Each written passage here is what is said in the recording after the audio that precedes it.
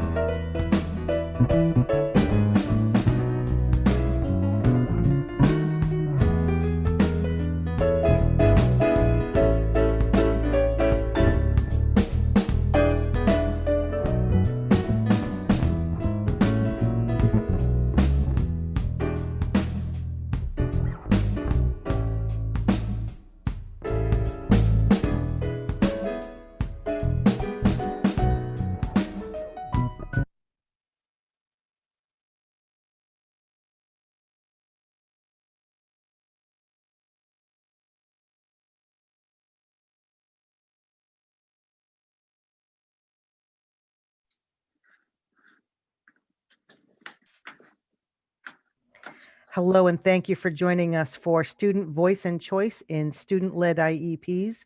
My name is Joanne, and I'm your technical producer. During the presentation, you may ask questions at any time by using the Q&A button at the bottom of your screen.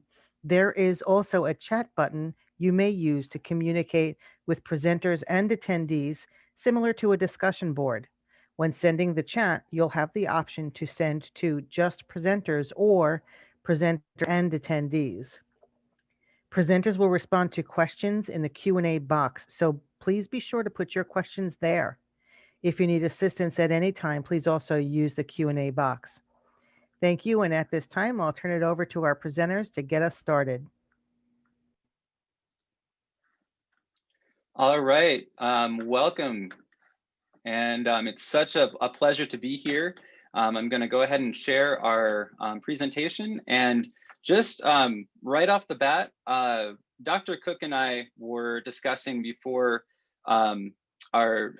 we started today how we just kind of miss being in that hallway, rubbing elbows with people, collaborating, and being able to enjoy each other's company. So we want to offer a little twist to a webinar and make it actually a little bit more interactive. So we're going to be using a bit of EdTech called Nearpod. And all you need to do is go to nearpod.com. And there is a 5-digit code that is right here. It'll always be in the upper left-hand corner of the screen, so you can join at any time. If you are a multi-screener like I tend to be, this presentation is for you. If just being on Zoom is enough, stay on Zoom. We'll present on the screen as well. So we'll give you a few moments to get signed into the Nearpod as we are introducing ourselves. Once you're signed in, just a heads up, there's a couple of perspectives about student-led IEPs that we have gathered over the past year at our site, which is Modoc High School here in Alturas, California. So take a look at these perspectives, and they range a wide breadth. So we're just super excited to bring this idea to you of meaningful and accessible and next day ways to practice for a student-led IEP.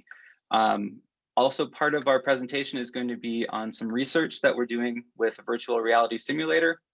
So we really have 2 segments to offer you today. The first segment is going to be accessible next day things you can do right now and evangelize with your friends. The other is a more pie in the sky research project. So without further ado, I'm gonna get us started. And like I said, the Nearpod code will always be in the upper left-hand corner of my screen right here so that you can see that. If you do choose to join our Nearpod, one thing to note is that your identity will always be protected. I'm going to go ahead and hide the names so that you can feel that you have that academic safety that I like to offer my students, and that you can really let us know how you feel. Your name won't be collected, your email won't be collected. This is just so we can engage together right now. There's going to be opportunities for engaging in virtual reality, in taking part in polls, collaboration boards, and other activities to make this more of a conversation. So I am Dan Roeder. I'm an education specialist at Modoc High School, and I come from the music industry. This is actually my second career. I'm a fourth-year teacher. I've been teaching private music lessons for about 17 years before that, and I'm a composer and performer. And I absolutely feel like I found my people in coming into the position I'm in now. And you know, it's kind of one of those like, oh, this is what my pathway was supposed to be. So very pleased to be here. Thank you, Dan. My name is Aaron Cook. I'm a professor at CSU Chico in Northern California. And Dan, you most definitely found your herd. We are so lucky to have you and so glad to have poached you from the land of music. And it's also really great to see that you're embedding so much of that wonderful love of music in your class and sharing it throughout your program with your students. Dan and I met a few years ago at Chico State, and it's just been such a fun experience to work together since then. We both have a shared love of EdTech and of course, empowering our students and giving them all the tools that they can to be successful right where they are, and also really looking to the future and trajecting into long-term planning and independence. And so Dan and I actually live 5 hours apart. Our service region here in Northern California is about the state of Ohio. And so these 14 or 15 counties that we serve, we have to really be creative. We have large mountains and valleys and rivers and streams in between us. And so technology has really become the bridge that gives us opportunity to dialogue with one another and to take our learning to the next level. And so Dan and I have been working on this particular project for a long time. And it's actually a culmination of two things. We have Dan and we have one of his star students with us today, and Mom, and they will be talking about applications and success stories from their vantage point. And then we're also going to go, like Dan said, really big and take our microscope out to the 30,000 foot view, the view from the balcony, and look at pie in the sky research designs. Some of it has been stalled with the pandemic, but we have decided to bring you strategies today that you can use anyways, and because the show must go on, right? So thanks for having us. We hope you are safe, and we are grateful to be online with you today.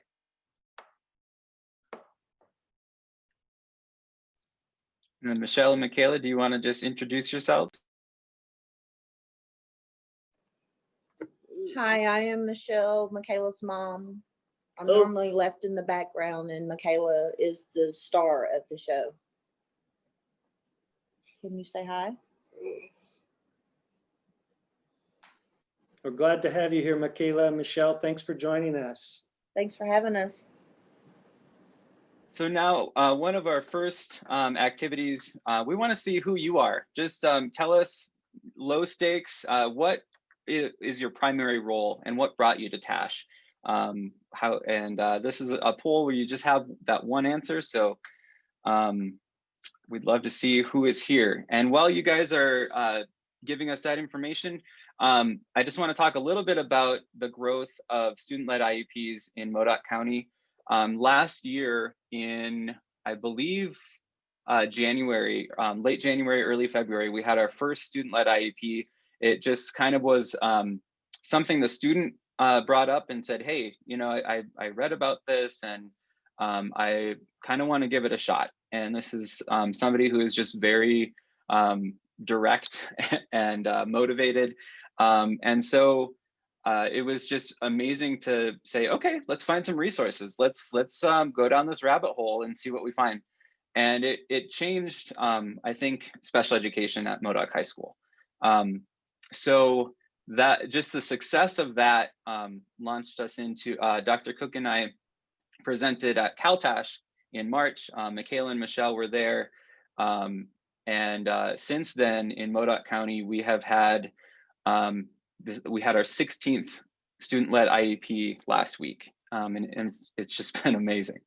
So good to see, and it looks like people are still answering, but looks like a lot of educators, which that's appropriate. That's great, about a third of us so far. And then a lot of parents, guardians, some presenters, advocates, woo, students and clients, yeah.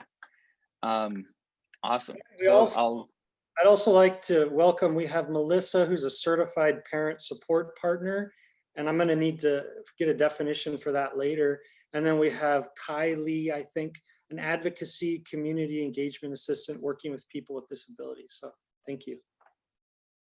And then also shout out to Karen Cole from TASH. I saw you were on the attendee list, so welcome. Thank you for being here.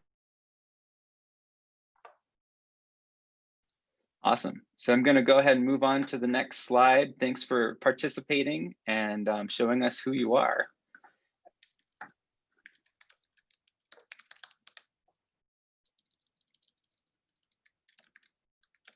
And then kicking it over to you, Dr. Cook. Yeah, thank you. So our next question, have you ever taken part in a student or client-led IEP, ITP, or IFSP, or similar meeting? And bonus points, maybe in the chat box, if anyone can define those acronyms, IEP, ITP, or IFSP, we'd love to test your knowledge. I've also heard IPP, and I'm sure there's other acronyms, so please educate us. Let us know what kind of meetings, hopefully we can really be student and client driven, which to my mind should be all meetings, should be student-centered, student-driven. Indeed. That looks like a fairly even split. It's interesting. About a third of us yes, third of us no, and a third of us haven't answered. That's awesome. So glad to have you all here, and that's great information for us to be aware of, because there might be some things that this could spark in you, and to realize that these are happening and these are out there and these are a possibility. So welcome. Let's play a game, because games are fun. Very simple game. I want you to just, if you're on a device on Nearpod, you can move around the VR as you want. I'm also going to just take a look around for us if we're just on the presentation. And I want you to describe what you see and think of some nice adjectives. In the next slide, I'm going to open up a collaborate board where we will be able to just talk about what do we see and where do we think we are. And now I will take a look at the ground, because I know, Michele, you were really interested in that before. Where are we is the question. Where are we? And in Nearpod, just FYI, I can choose whether to approve your posts or to just let them go. I'm gonna say we're in a professional space and let's just post. So what kind of things do we see? Mars is Mars. Okay, Mars. Okay, now some adjectives. I'm gonna type in good adjectives in the chat box. Janae said barren. Fast. Megan said Mars, and Kevin said, I think Mars. So thank you for sharing. Yeah, I agree. And these are a lot of the things that kind of come to my mind too. New landscape, I like that. Out of Earth, alien, out of this world. So where we want to go with this is we want to not have our students on Mars. We don't want them to be in a place that is desolate, that is dry, that is boring, lonely. Maybe we want some open space. Open space is great. Dry, rocky, deserted. We would rather have our students be in a place like this, where they are a CEO at the head of the table, maybe some nice water goblets, and they get to kind of call the shots, run the show, be at the steering wheel. And that is possible for all students. Yes, all students. That's my mission to prove. Like, if I do nothing else in my life, I'm gonna prove it. So you can take a look around here too. Nice little boardroom. Wouldn't that be great to have that be your IEP headquarters? That's absolutely right, Dan. And it takes a lot of practice to get to the point where you can, even as an ed specialist, right, that you can facilitate a successful IEP meeting. It's an incredibly challenging, complex, interpersonal and technical experience.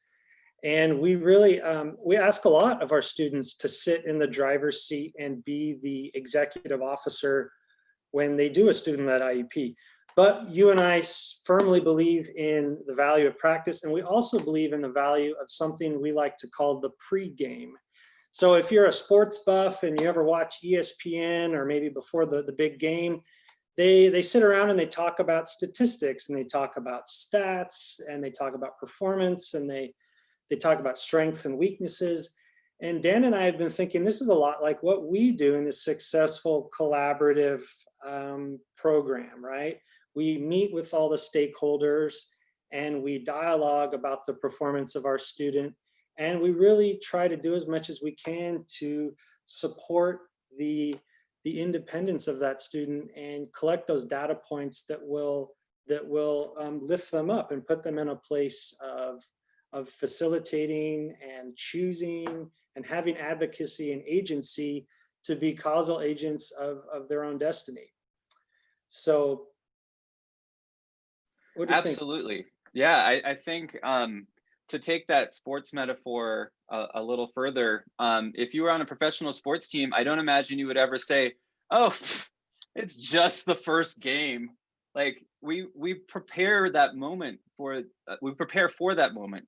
Everything that we do before the first game is going to be in order to make that first game a celebration and successful and a winning moment.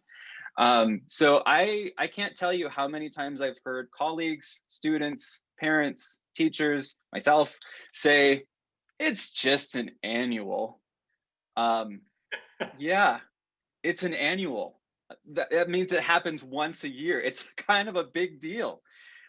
So I've kind of reframed my thinking from it's just an annual, because there's obviously a lot on our plates as teachers, as ed specialists, but I like to think of that annual and any meeting more like a celebration, and it should be a celebration. It's like a birthday.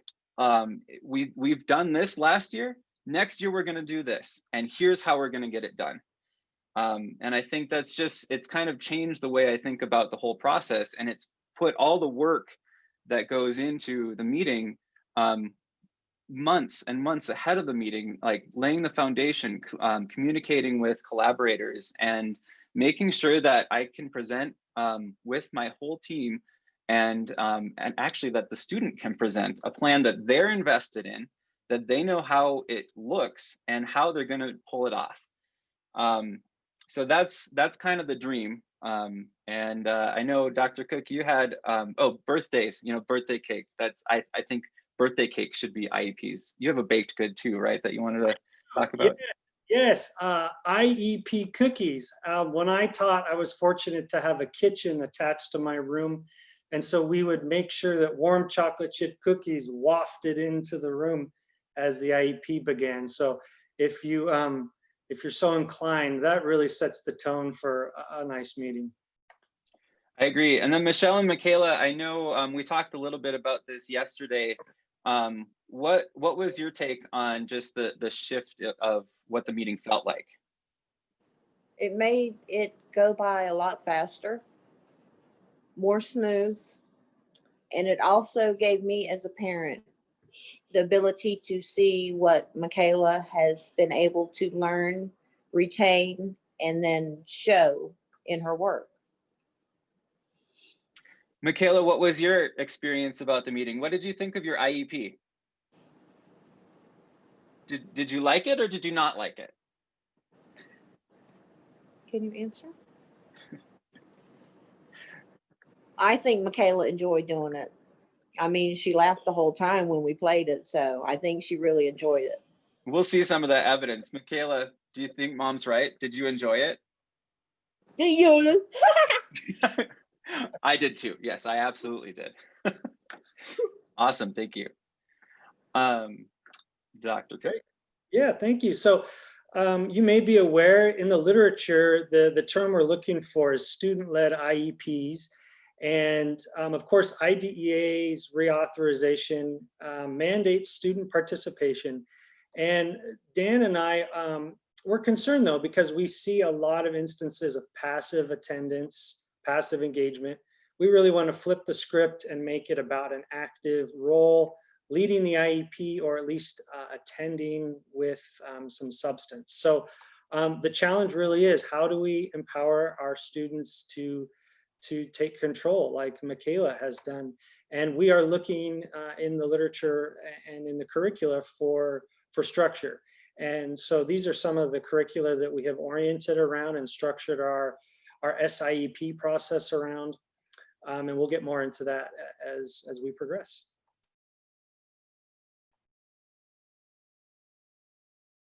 Looks like you're muted, Dan. I knew I would do that. Two things that we, yeah, thanks, Michaela.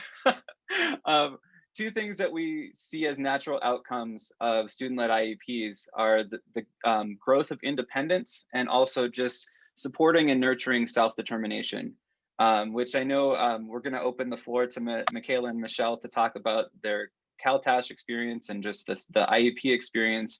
But one of the things that I saw, just a moment of transformation, was a self-determination meeting that just came out of the woodwork at TASH last year in March. And it kind of set the stage for a lot of what's going on now with Michaela's plan, at least from my vantage point. So the issue is, how do we actually provide students with meaningful ways to practice for an IEP? Because if we take a step back and just think, all right, student-led IEP, let's do it, and then that's a trap. That can be really abysmal and tragic. If you just say, I'm going to do a student-led IEP, here you go, and not practice, prepare, train, rehearse, it could be a nightmare, and it could make it so that the student may never want to have that experience again. So let me just say that, as a caveat. But if we really think intentionally about providing meaningful ways to practice and reaching a student where they are with their modality, with their thoughts, with their authenticity, I think those are just really important considerations. That I think, to my mind, two good filters as we're getting into this discussion is it appropriate, and is it authentic? Is it something that the student has a voice in and has advocacy for and is able to access? So one thing that we find is very accessible, and this is where I might get off in the weeds. Dr. Cook, please pull me back if I get too deep. I think one thing to really honor about this generation of students that we have is that virtual reality is a given. Augmented reality is a given. It's part of their reality. And I think that the more we honor that, the more opportunities are open for creating something that will really help deliver that leadership and that being a CEO of their meeting. So the first one that we want to offer, all of the EdTech that we're going through today has different tiers of subscriptions like all EdTech, but they all have a base free level, which I think is really important. I want to make sure that you can go as far as you need to go on that free level, because I know there's not always the funding for extra bells and whistles. So one one possible program is an app called Plotagons. It's also got a PC version of it. They're working on a Mac version as well. And it's essentially a digital social story. And the student is able to make choices in their avatars, from what they're wearing, to skin color, to hair color, to tone of voice, to the actual voice, which we will see later, right, Michelle and Michaela? And then they can script anything they want, and they can make the characters deliver the lines in a way of their choice. And it's all done through drop-down menus, so that there's just a lot of choices out there to be made. It's not just that blank canvas. So without further ado, here is Michaela's Plotagon that she actually presented at her IEP, and we will present to you now.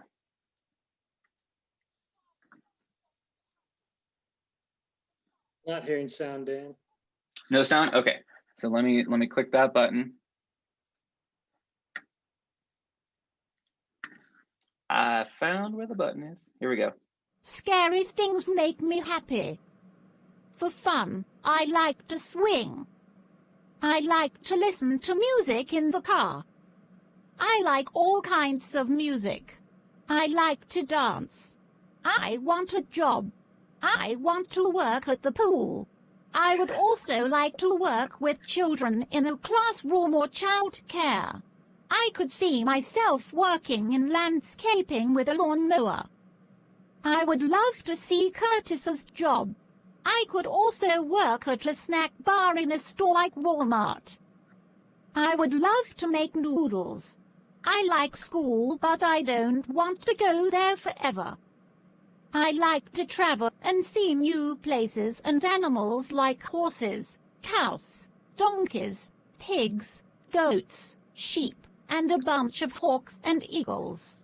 I love to take pictures and share my photography.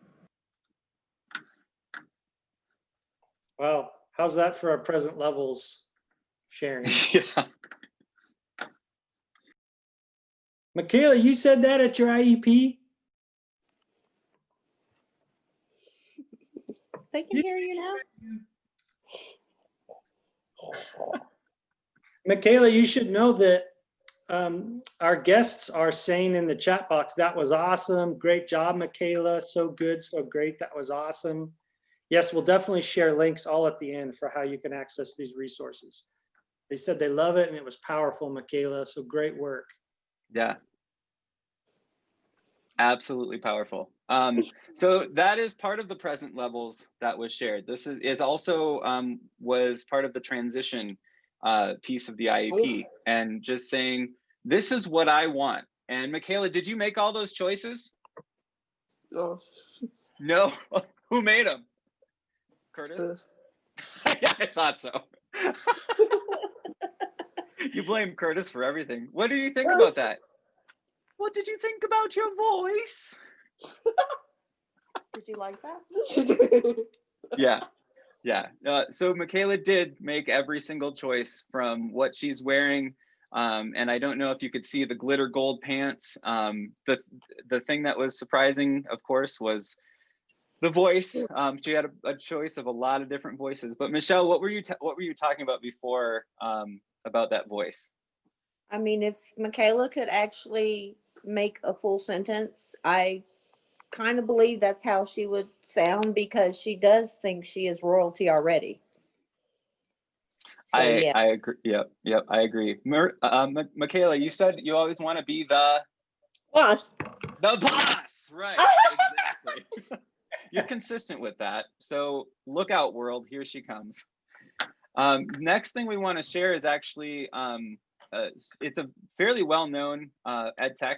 It's called Flipgrid. And if you are not familiar with it, we're going to share other team members' viewpoints. And I'm actually just in the for the sake of time, I'm going to pick a few to share. Hi, Michaela. This is Kim. I just wanted to say that you are so much fun.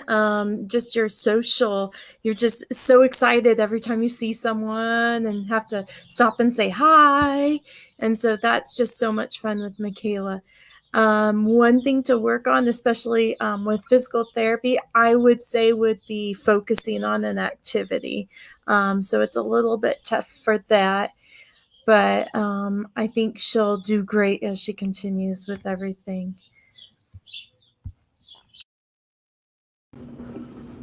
I know my opinion of Michaela is biased because I am her mom, but too bad.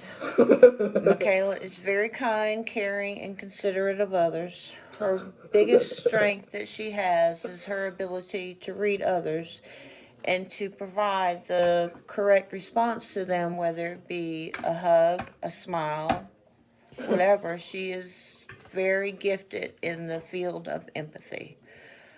The thing that concerns me the most about Michaela is how trusting she is of everyone, and that scares me more than anything in the world. So her safety is a big importance to me.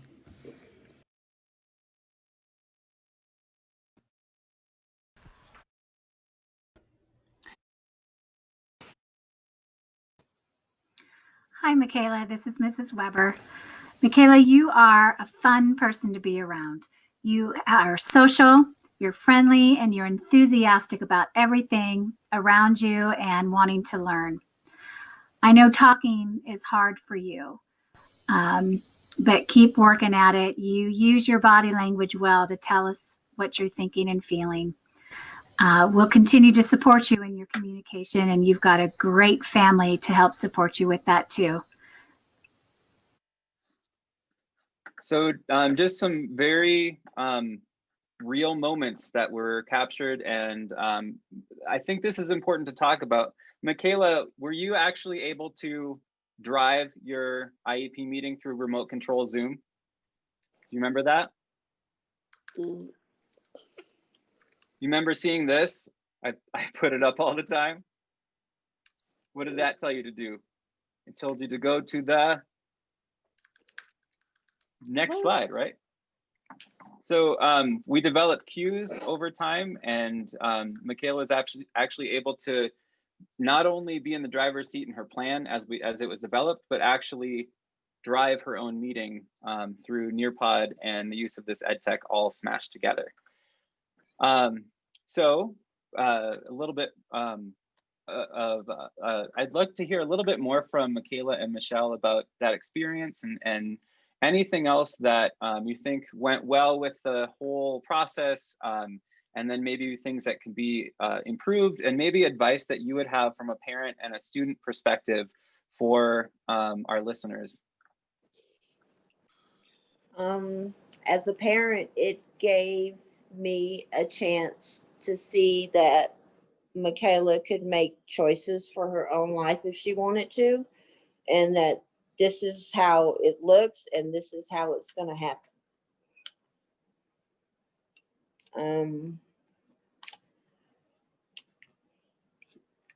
I know the unknown is always scary, but you shouldn't be scared. It's always a good thing to come across people who are willing to walk that unknown mile with you. Sit down, baby. Well, Diane is also saying in chat, from one mom to another, that fear is very real. So you're not alone in feeling that. Yeah, well said. And actually, I think that's a really good lead into this montage. We actually want to show you what this looks like in action. So these are some brief excerpts from the actual meeting that we had permission from everybody to be able to share with you. And then it's focused really on that one goal that it was around community safety, that kind of addressing that fear and working through it together as a team. So here's that montage.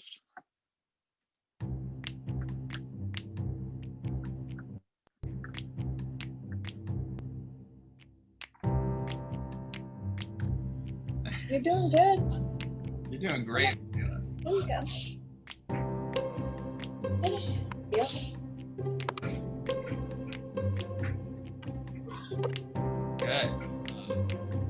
I know, I think we gotta keep going with it. But I love it, Michaela.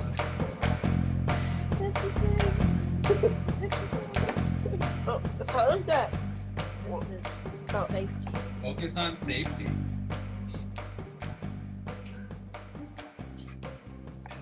Michaela, what's your last goal that makes mom a little nervous, but we know we'll be okay? And maybe she does talk to someone and that we don't want her to, and that opens up a conversation like, hey, Michaela, let's not judge people by the way they look, but like, let's think about this. Do you know him? Have you ever seen him before? You know, maybe teach her to go to a mom with kids or someone who works there. Yeah. I see Michaela, yeah. And then, you know.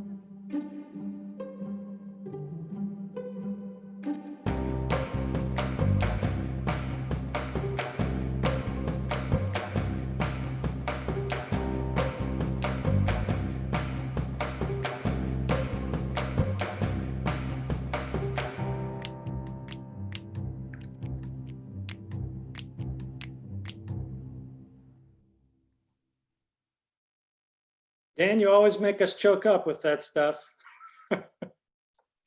I agree. I promised myself I wouldn't cry, but yeah, actually I get teary every time I see, that was a scary goal to tackle, wasn't it? Wasn't it, Mom and Michaela? It was very terrifying. It's scary too. Yes, But when you have trust and faith in your child's teacher, anything and everything is possible.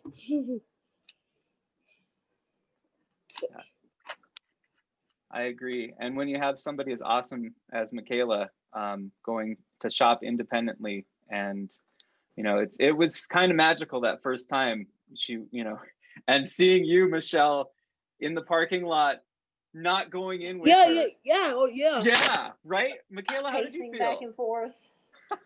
Yep, there was a lot of looking at the watch, and yeah, but it was amazing. And now we've done, I think, 3 or 4 trials.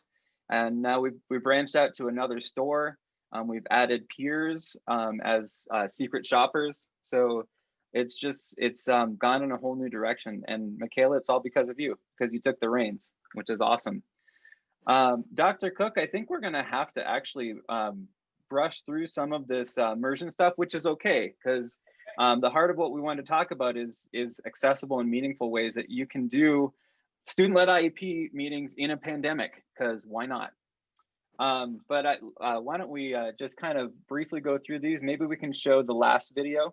Yeah, and there's been a lot of questions about how to bring students just into the student-led IEP process, just how to get that started, Dan. So maybe you and Michaela and Michelle could talk about how you made that a reality.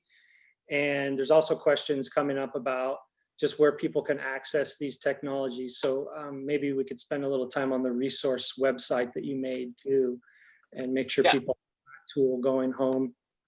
Absolutely. Could you take maybe a few brief minutes and tell us about Mursion and that so we get that pie in the sky represented?